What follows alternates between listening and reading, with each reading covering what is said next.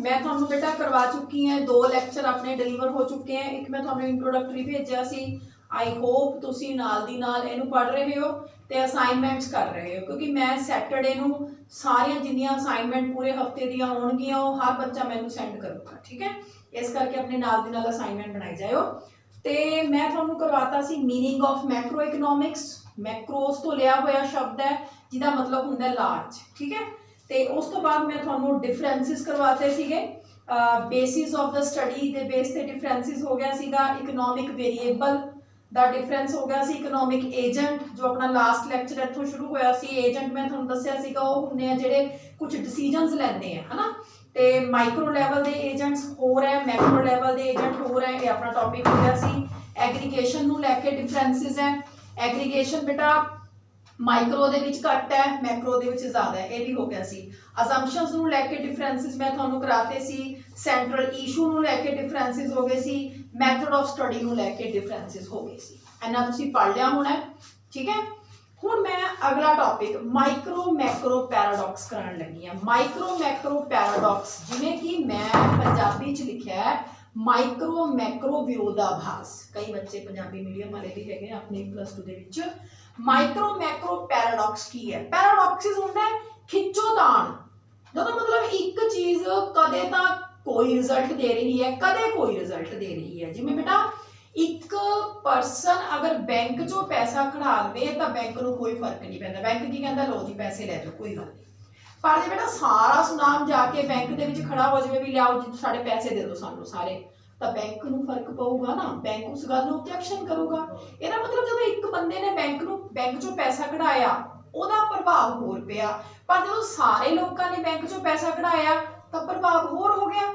दूजी एग्जाम्पल लो, अगर एक बंदा बचत करता है तो कोई गल नहीं, चंगी गल है, उसका भविख जिहड़ा हैगा वो वधिया बनूगा। पर जे सारे लोग बचत करन लग जाण फिर की होगा?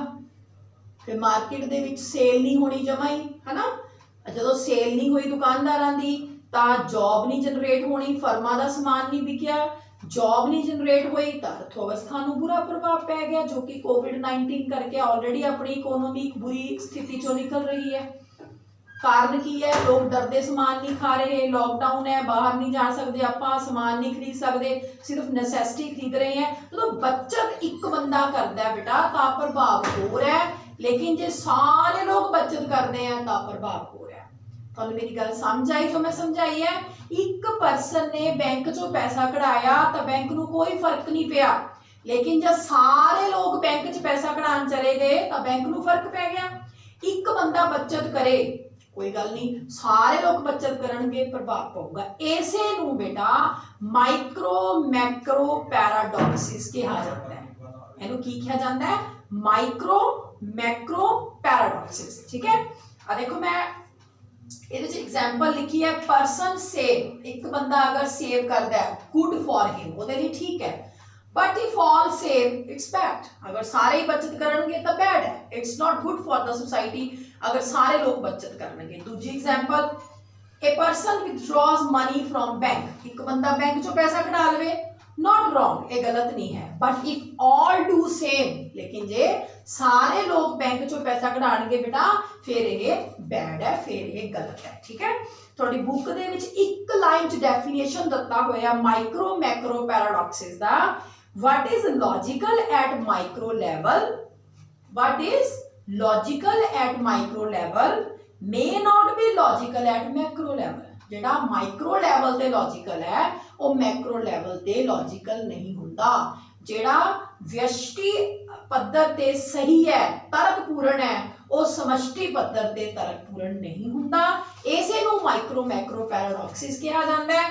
इहदियां तुसीं आ 2 एग्जाम्पल्स दे देनी है। ठीक है, अगे आ गया अगला टॉपिक आ गया थोड़ा scope of macro economics. Scope का मतलब होंदा है भी किड्डा क बड़ा दायरा है मैक्रो इकनॉमिक्स का, की कुछ आपां इहदे च पढ़ना है। स्कोप दायरा की कुछ आप इहदे च पढ़ते हैं, किहड़ा एरिया आपां कवर करते हैं, किहड़े किहड़े एरिए नूं आपां लैंदे हैं, ये अपना मैक्रो इकनॉमिक्स का स्कोप है।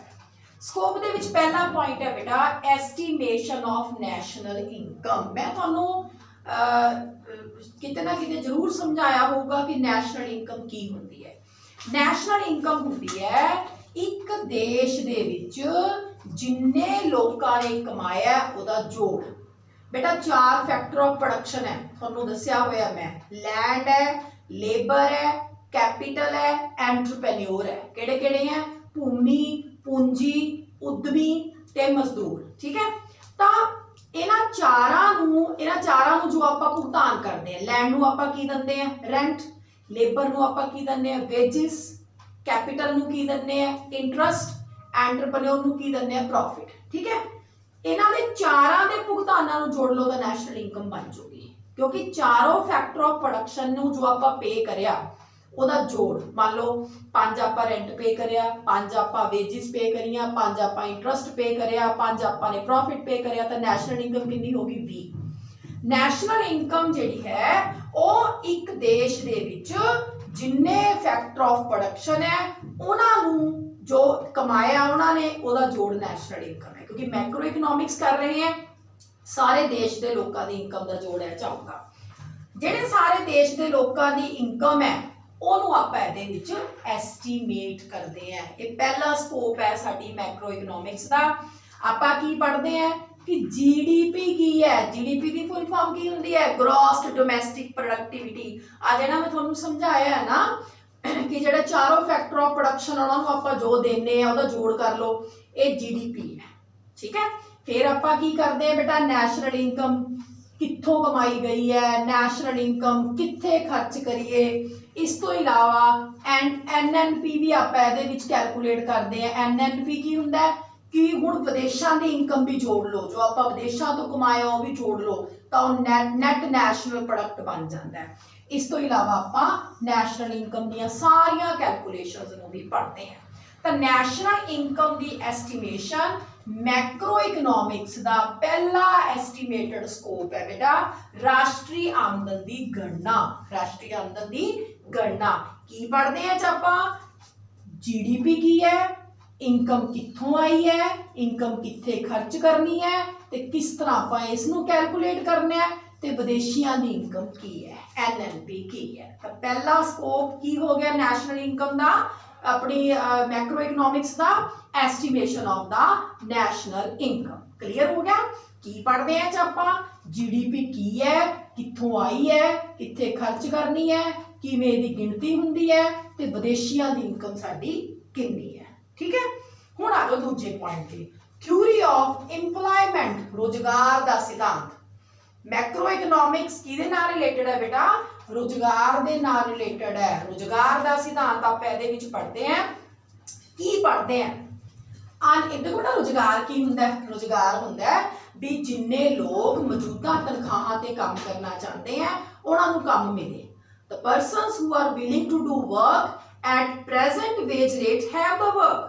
ਜਿਹੜੇ लोग मौजूदा तनख्वाहां ते काम करना चाहते हैं उन्हां नूं काम मिले, उहनूं आपां रोजगार कहते हैं। ठीक है, रोजगार की डेफिनेशन याद रखनी है, मैं असाइनमेंट च पाऊंगी।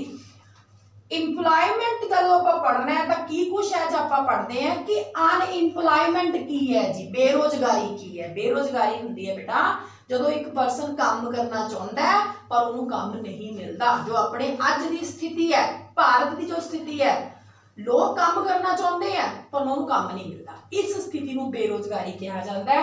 बेरोजगारी के कॉजेज, कारण की है, किहड़े कारणों करके बेरोजगारी आती है, हाउ सॉल्व इट, आप इहनूं किवें हल कर सकते हैं। तो मैक्रो इकोनॉमिक्स का स्कोप जो आप करते हैं, पहला पॉइंट आप राष्ट्रीय आमदन करिया। राष्ट्रीय आमदन जीडीपी की है, कित्थों आउंदी है, कित्थे खर्च करनी है, राष्ट्रीय आमदन नूं विदेशां नाल जोड़ लेना है। इस तो इलावा सारे की आप गणना किवें करदे आप पॉइंट करिया। दूसरे पॉइंट ते आप आए इंप्लॉयमेंट, आप इहदे विच पढ़दे हैं। इह च आप पढ़दे हैं कि बेरोजगारी की है, बेरोजगारी के कारण की है, आप इसका हल किवें कर सकते हैं। ठीक है, बेसिक कारण पता की है इंडिया च बेरोजगारी का? वधदी हुई जनसंख्या, इन्ने लोग देश दे विच होई जा रहे हैं कि उन्होंने जॉब देना गवर्नमेंट लिए पॉसिबल नहीं है। ठीक है, आप किहदे च पढ़ते हैं? मैक्रो च, उहदे कारण ते उहनूं आपां हल किवें करना है। तीसरा है थ्योरी ऑफ मनी, मुद्रा का सिद्धांत। मनी की है? मनी एक ऐसा साधन है जिहड़ा साडे वटांदरे नूं सौखा करता है। Money is a source that is our transactions, जिन्हें साडे वटांदरे नूं सौखा करता। मनी तो पहला किहड़ा सिस्टम चलदा सी? बार्टर सिस्टम, जिहदे विच आपां चीज़ां दे नाल चीज़ां दा ट्रांजैक्शनस कर लैंदे सीगे। आपां किसी नूं घीआ देती, उहने साडे कपड़े सीते, आपां किसान तो कणक लै ली, उहदे जुत्ते ठीक करते, है ना। इहनूं आपां बार्टर सिस्टम कहंदे सीगे। पर जब साडी प्रॉपर इकनॉमिक्स आई तो मनी आ गई। मनी ने साडियां ट्रांजैक्शन सौखियां करतियां। तो मनी आपां किहदे विच पढ़दे हैं? मैक्रो इकनॉमिक्स दे विच पढ़दे हैं। की पढ़दे हैं इहदे च आपां कि मनी किवें क्रिएट हुंदी है, किस तरह पैसा वाधा सारे लोकां कोल जांदा है। आरबीआई का रोल की है? आरबीआई कौन है बेटा? रिजर्व बैंक ऑफ इंडिया, जिहड़ा सारे नोट छापदा है। ठीक है, तुसी नोट देखो, कोई भी नोट देख लो, उहदे पर आरबीआई के गवर्नर के साइन हुंदे हैं। गवर्नर के साइन तो बिना कोई नोट नहीं छप सकता हैगा। आरबीआई का रोल आपां मैक्रो इकनॉमिक्स दे विच पढ़ना है, बैंकां दा रोल पढ़ना है, ते मनी की सप्लाई बारे पढ़ना है। सप्लाई की हुंदी है बेटा? पैसा किस तरह लोगों के कोल फैलिया है। सप्लाई का मतलब होंदा है कि देश के जिन्ने लोग है उन्होंने कोल कितना पैसा है, बैंकों च कितना पैसा, उन्होंने जोड़ लो तो मनी की सप्लाई आ जाती है। तो मनी का जो आप मैक्रो इकनॉमिक्स के पढ़ते हैं, आप पढ़ते हैं मनी की क्रिएशन किवें हुंदी है। मनी आरबीआई किहड़ा काम करता है, बैंक किहड़ा काम करते हैं, तो मनी की सप्लाई किस तरीके दे नाल कीती जाती है। ठीक है, तो 3 पॉइंट आप कर ले बेटा। आप करिया नैशनल इनकम की एस्टीमेशन है आप करते हैं, पढ़ते हैं आप जीडीपी की है, कित्थों आती है, कित्थे खर्च होनी है, किवें कैलकुलेट होती है। जो आप अनएम्पलॉयमेंट वाले पढ़ना है, फिर आप पढ़ना अनएम्पलॉयमेंट की है, किहड़े कारणों करके हुंदी है, इहनूं आपां किवें हल कर सकते हैं।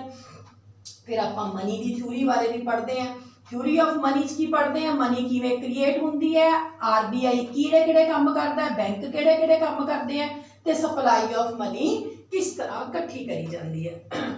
हुण चौथे पॉइंट ते आप आ गए theory of journal price level. General price level मैं थोड़ा पहली असाइनमेंट क्वेश्चन पाया सीगा शायद कि इन्फ्लेशन की है। बेटा प्राइस लैवल की जब गल आती है, जनरल प्राइस लैवल की गल आती है, मतलब आप सारिया चीज़ों दी कीमतों की गल करते हैं। जनरल मतलब सारिया चीज़ों की, क्योंकि मैक्रो इकनॉमिक्स जर्नल एनालिसिस है, आप पढ़िया डिफरेंस के विच। तो जनरल प्राइस लैवल आप की पढ़ते हैं बेटा? इन्फ्लेशन। इन्फ्लेशन को पंजाबी की कहते हैं मुद्रास्फीति। लिख लो जेडे बच्चे पंजाबी मीडियम वाले हैं। डिफ्लेशन की हुंदा है? मुद्रास्फीति। इन्फ्लेशन हुंदा है प्राइसेस का वधना, डिफ्लेशन हुंदा है प्राइसेस का घट होना। इन्फ्लेशन है प्राइसेस का वधना, डिफ्लेशन है प्राइसेस का घट होना। किवें प्राइसेस वधदियां ते किवें घटदियां, ये आपां किहदे च पढ़दे हैं? मैक्रो इकनॉमिक्स दे विच पढ़दे हैं। रोल ऑफ गवर्नमेंट, सरकार का की रोल है? अजकल दियां सरकारां वैलफेयर सरकारां है। हुण तुसीं देखो कोविड-19 करके लॉकडाउन होया, पर सरकार ये जिम्मेवारी समझती है कि गरीब लोगों को अनाज प्रोवाइड करना है। 356 करोड़ रुपए का अनाज पंजाब सरकार ने गरीब लोगों के लिए डिस्ट्रीब्यूट कराया। हुण वो इट्स अ बिग इशू कि वो किस तरीके नाल डिस्ट्रीब्यूट होया, पर सरकार ने इशू करी है राशि। तो सरकार का रोल भी मैक्रो च पढ़ते हैं। आप की पढ़ते हैं बेटा? कि सरकार किवें बजट बनाउंदी है। गवर्नमेंट बजट, बजट पता ना की हुंदा है? साल वास्ते जिहड़ा सरकार एक लेखा जोखा तैयार कर लैंदी, वैसे इन्ने पैसे खर्च करने हैं, इन्ने इत्थों इकट्ठे करने, उन्होंने गवर्नमेंट बजट कहते हैं। गवर्नमेंट बजट आप पढ़ते हैं ते सरकार के कामां दा अर्थव्यवस्था ते इंपैक्ट, इंपैक्ट की हुंदा? प्रभाव। सरकार के कामां दा अर्थव्यवस्था ते प्रभाव की पैंदा, वो भी आप पढ़ते हैं। तो सरकार का रोल जिहड़ा हैगा बेटा वो भी स्टडी करिया जाता है। इहदे च आपां पढ़दे हैं कि सरकार बजट किवें बनाउंदी है, ठीक है, ते इहदा अर्थव्यवस्था ते की प्रभाव पैंदा है। ते उस तो बाद साडा पॉइंट है एक्सचेंज रेट। एक्सचेंज रेट की है? अपने देश की करंसी नूं दूजे देश की करंसी नाल एक्सचेंज करना। अमेरिका के 70 रुपये इंडिया के 70 रुपये अमेरिका के 1 रुपये डॉलर के बराबर है। इनू एक्सचेंज रेट कहांगे। अपनी करंसी नूं दूजे देश की करंसी नाल एक्सचेंज करना, इनू एक्सचेंज रेट आपां कहते हैं। ते होर आपां इह च की पढ़ते हैं? Balance of payment. ये थोड़ा चैप्टर भी है, एक पूरा चैप्टर है +2 क्लास नूं। बैलेंस ऑफ पेमेंट की हुंदा बेटा? जेड़ियां पेमेंट लिख लो। बैलेंस ऑफ पेमेंट की है? जेड़े भुगतान आपां विदेशां नूं करदे हैं, जेड़ियां पेमेंट आपां उन्हां तों लैंदे हैं, ओहदा minus. Balance of payment is a differences of export receipt and import payment. Import दियां पेमेंट दा ते एक्सपोर्ट दियां प्राप्तियां दा जो माइनस है, मैं इत्थे लिख भी दन्नी है, एक्सपोर्ट नाल सानू की मिलदी है, रिसिप्ट माइनस इंपोर्ट दी पेमेंट। जो आप इन्हां नूं माइनस करते हैं तो बैलेंस ऑफ पेमेंट आता। सीधी जी भाषा च जिहड़ा विदेशियां नूं दित्ता ते जिहड़ा उन्हां तों लिता उहदा माइनस, वो साडा बैलेंस ऑफ पेमेंट है। तो एक्सचेंज रेट हुंदा है अपने देश की करंसी नूं विदेश नाल एक्सचेंज करना, ते बैलेंस ऑफ पेमेंट हुंदा है जो आपां विदेशियां तो प्राप्त करिया ते जो आपां उन्हां नूं भुगतान करिया उहदा माइनस। तो की कुछ आपां पढ़िया बेटा, आपां पढ़िया, मैं लास्ट पॉइंट ते चलूंगी। हुणे आपां पॉइंट किहड़ा करिया कि आपां मैक्रो इकनॉमिक्स पढ़ते हैं भी आपां अपनी करंसी नूं किवें एक्सचेंज करते हैं ते विदेशियां नाल करे हुए भुगतानां दा किवें लेखा जोखा बनाने। ये की हुंदा एक्सचेंज रेट ते बैलेंस ऑफ पेमेंट। फिर आपां करिया रोल ऑफ गवर्नमेंट, सरकार किवें बजट बनाउंदी है ते अर्थव्यवस्था ते किवें प्रभाव पाउंदी है। Theory of general price level ये च आपां पढ़िया कीमतां दा वाधा की है, कीमतां दा घाटा की है, inflation and deflation. Theory of money च की पढ़िया मनी किवें क्रिएट हुंदी है, आरबीआई का की रोल है, बैंकों का की रोल है, सप्लाई ऑफ मनी किवें बनती है। इंप्लॉयमेंट ये आपां पढ़िया अनइंप्लॉयमेंट की है, उहदे की कारण है, किवें हल हो सकती है। नैशनल इनकम च जीडीपी की है, कित्थों आउंदी है, कित्थे खर्च हुंदी है ते कैलकुलेशन की है। तां की स्कोप है दा नैशनल इनकम, दूजा पॉइंट इंप्लॉयमेंट, तीसरा मनी, चौथा जनरल प्राइस लैवल, पंजवां गवर्नमेंट, छेवां एक्सचेंज रेट ते बैलेंस ऑफ पेमेंट। ठीक है, इस तो पहला की करिया सी माइक्रो मैक्रो पैराडॉक्सिस। इन्हां नूं चंगी तरह समझो ते इन्हां नूं थॉरली पढ़ो ते उस तो बाद ही तुसीं असाइनमेंट नूं सॉल्व करिया करो। ठीक है बेटा, थैंक यू।